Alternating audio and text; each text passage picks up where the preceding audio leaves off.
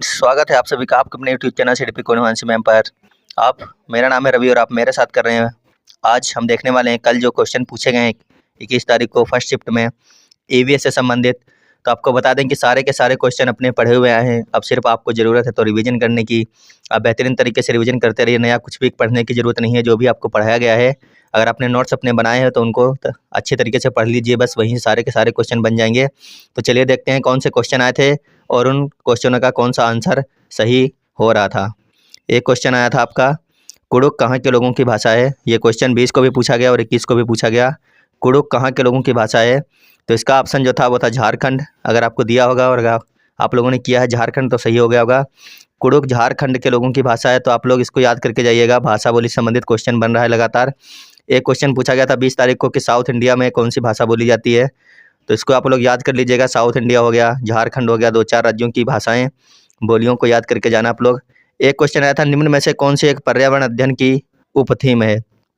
Theme के बारे में नहीं पूछा गया था, पर्यावरण अध्ययन की उपथीम के बारे में क्वेश्चन आया था। तो आप लोगों को इनमें आंसर देना था कि इनमें से कौन सी पर्यावरण अध्ययन की उपथीम होगी। एक आंसर दिया था यात्रा, एक था संबंध, एक था भोजन, एक था पानी। तो इनमें से पूछा गया था कौन सी उपथीम है।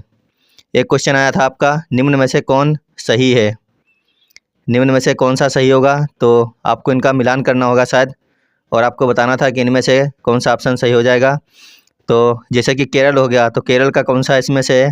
गोवा में बनता है नारियल के तेल की बनी हुई मछलियाँ, कश्मीर में है सरसों का, और केरल में है टेपियोका। तो नागालैंड में हो गया बांस के कोपल। तो इस प्रकार से मिलान करना था और उसमें ऑप्शन दिया गया होगा, तो आपको बताना था कि इनमें से कौन सा सही है। तो एक क्वेश्चन आपका आया था, गांधी जी द्वारा दांडी यात्रा का शुभारंभ कब किया गया। इसमें आपको ऑप्शन दिया गया होगा 1930।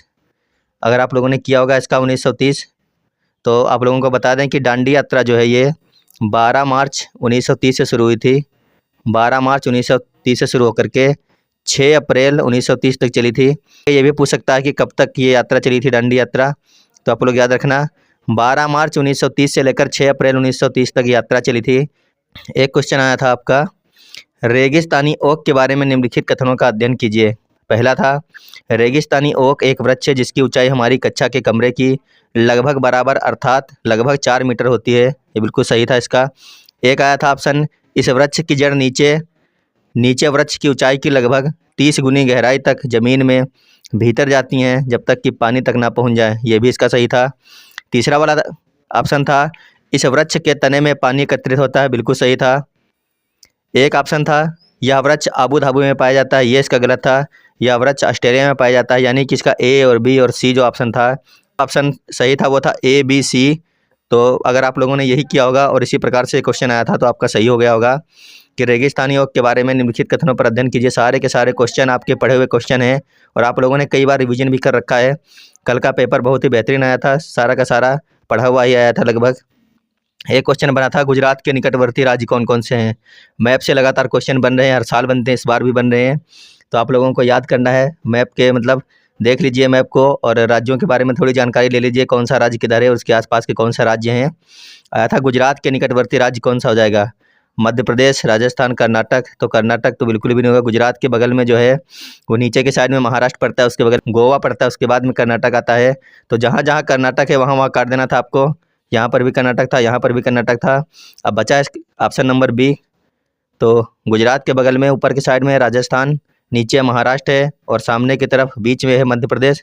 यानी इसका ऑप्शन नंबर बी जो था, ऑप्शन नंबर बी इसका सही हो जाएगा। राजस्थान, महाराष्ट्र, मध्य प्रदेश जो है गुजरात के निकटवर्ती राज्य हैं जो गुजरात के साथ में टच हो रहे हैं।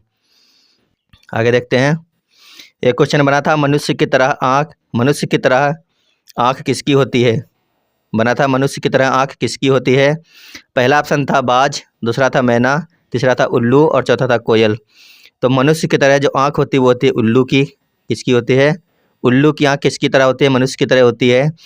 तो अब आपको याद रखना है, मैना जो है अपनी गर्दन झटके के साथ आगे पीछे करती है, आपको याद रखना है। और कोयल जो अपने अंडे देती है वो कौवा के घोंसले में दे देती है, कौवा के अंडे को गिरा देती है और अपने अंडे को रख देती है कौवे के घोंसले में। क्वेश्चन बन सकता है कि ऐसा कौन सा पक्षी है जो दूसरे के घोंसले में अपने अंडे देता है, तो आप लोग याद रखना वो होता है, कौन होती है, कोयल होता है। एक क्वेश्चन आपका देखने को मिला था कि नीचे दिए गए खाद्य पदार्थों के किस समुच्चय में लौह तत्व प्रचुर मात्रा में होता है। तो वहाँ पे 4 ऑप्शन दिए गए होंगे आपको। किसी में दिया गया आंवला, सेब हो गया, गुड़ हो गया, किसी में पालक था, आंवला था और भिंडी था, किसी में था मतलब गुड़ दिया हुआ था, चना दिया हुआ था और आम दिया हुआ था। तो इस प्रकार से मान लो 4 ऑप्शन आपको दिए गए होंगे, जिसमें से आपको जो निकालना था ऑप्शन जो सही था वो था आंवला, पालक और गुड़ वाला। इनमें जो है लौह तत्व की मात्रा काफ़ी ज़्यादा होती है। एक क्वेश्चन आपका बना था घटपर्णी पौधा से संबंधित। इसमें पूछा गया था कि निम्न में से कौन सा कथन घटपर्णी पौधे के बारे में सत्य है। पहला ऑप्शन दिया गया था घटपर्णी पौधे का मुंह छोटी छोटी कंटिकाओं से ढका होता है, गलत हो जाएगा ये। दूसरा दिया था भारत में नहीं पाया जाता है, ये भी गलत है क्योंकि भारत में पाया जाता है। तीसरा ऑप्शन था मेढक कीड़े मकोड़ों और चूहों को चालाकी से फंसाकर खा जाता है, ये इसका सही है। लेकिन चौथा भी देखते हैं। कीड़े मकोड़ों को आकर्षित करने के लिए उच्च तारत्व की ध्वनियाँ निकालता है, ध्वनियाँ बिल्कुल नहीं निकालता है। क्या निकालता है? स्मेल निकालता है, गंध निकालता है कीड़े मकोड़ों को अपनी तरफ आकर्षित करने के लिए। यानी इसका जो ऑप्शन नंबर सी था वो बिल्कुल सही इसका था कि मेढक कीड़े मकोड़ों को ये अपनी तरफ मतलब मेढक और कीड़े मकोड़ों को चालाकी से फंसाकर ये खा जाता है और उनको आकर्षित करने के लिए क्या करता है? गंध निकालता है ये, इसको याद रखना आप लोग। एक था लिखने में क्षमता क्या कहलाती है। अगर कोई बालक लिखने में सक्षम नहीं है तो वो क्या कहलाता है? तो आपको वहाँ पे ऑप्शन में दिया गया होगा डिस्ग्राफिया। अगर आपने डिस्ग्राफिया किया है तो आपका आंसर सही हो गया होगा, डिस्ग्राफिया दिया था वहाँ पर। एक क्वेश्चन था कोई व्यक्ति 2 जनवरी 2015 को कब निकल रहा है? 2 जनवरी को निकल रहा है ये।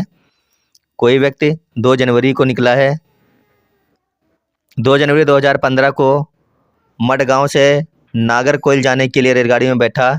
7:45 यानी कि सुबह का टाइम है, 7:45 पे निकला है वो, 2 जनवरी को निकला 7:45 पर। और अगले दिन अर्थात 3 जनवरी को अगले दिन वो जो है पहुंच गया 4:45 पर। अगले दिन 4:45 पर पहुंच गया वो नागरकोइल। इन दोनों स्टेशनों के बीच की दूरी 1140 थी। कितनी थी? 1140 किलोमीटर दूरी थी। तो रेलगाड़ी औसत चाल लगभग कितनी थी? आपको निकालना था औसत चाल लगभग कितनी थी। तो इनमें घंटे आपको निकालने हैं। 2 तारीख से चला था और 3 तारीख को पहुंचा है। 7:45 से चला और 4:45 पर पहुंचा है। तो 4:45 और 7:45 तक जाने में भी कितने घंटे कम थे? 4:45 से 1 घंटा आप आगे जाओगे तो 5:45 हो जाएगा, दूसरा जाओगे 6:45, तीसरा जाओगे 7:45, यानी कि 3 घंटे कम थे 24 घंटा पूरे होने में। तो ये चला है लगभग क्या 21 घंटे चला है। कितना चला है? 21 घंटे चला है। तो आपको निकालना था इसमें।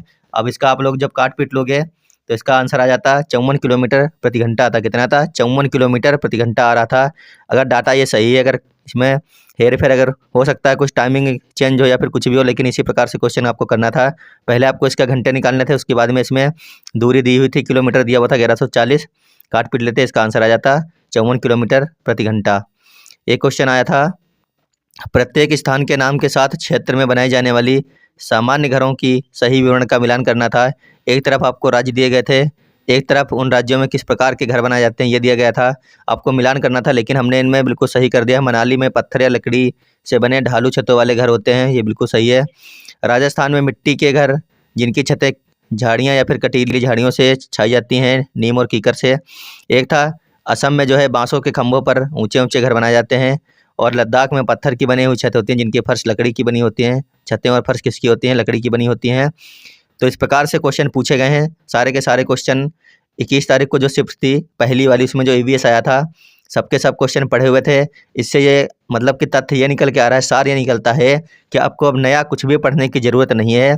जितना आपने अभी तक पढ़ा है उसको रिवाइज करने की ज़रूरत है और उसको याद करने की ज़रूरत है। जितना पढ़ा नया कुछ भी पढ़ने की ज़रूरत नहीं है। आप लोग ज़्यादा नया पढ़ने की कोशिश मत कीजिए। जो आपके नोट्स बने रखे हैं उनसे पढ़िए, आपका पेपर 100% जो है वो निकल जाएगा। इतना आप लोग याद रखिए। एक क्वेश्चन आया था माउंट एवरेस्ट से संबंधित, ये पता नहीं आया कि नहीं आया, लेकिन इसका जो आंसर था वो सागरमाथा हो जाएगा इसमें। अगर आया होगा कि माउंट एवरेस्ट को नेपाल में किस नाम से जाना जाता है तो उसका हो जाएगा सागरमाथा। तो बस अब यही कहना है कि आप लोग कुछ नया पढ़ने की तरफ बिल्कुल भी मत दौड़िएगा। जो आपने अभी तक पढ़ा है सिर्फ उसी को याद रखना, उसी को पढ़ना है आपको। और रिवीजन बहुत ज़रूरी है। अगर रिवीजन करते रहेंगे तो आपका 100% जो है पेपर निकलेगा। और मेहनत करने की तो है ही ज़रूरत। नियमित रूप से पढ़ाई करनी है, अपना जो है लगातार जारी रखें अपनी पढ़ाई को जब तक आपका एग्ज़ाम नहीं हो रहा है। तो आप लोगों को कमेंट बॉक्स में बताना है कि अभी जो आपको ये रिव्यू कराया गया है पेपर का, ये आपको हमारा वीडियो कैसा लगा। अगर वीडियो अच्छा लगा है तो वीडियो को लाइक करना और एक बार शेयर कर देना वीडियो को। जितने लोग नए जुड़ रहे हैं चैनल पर, चैनल को सब्सक्राइब कर लीजिए सीटेट या फिर अन्य अदर टीचर एग्जाम की तैयारी के लिए, क्योंकि आपके लिए हम लोग लगातार तत्पर हैं। धन्यवाद, बाय बाय। और वीडियो को शेयर करिएगा ज़रूर सभी के पास में। Bye bye.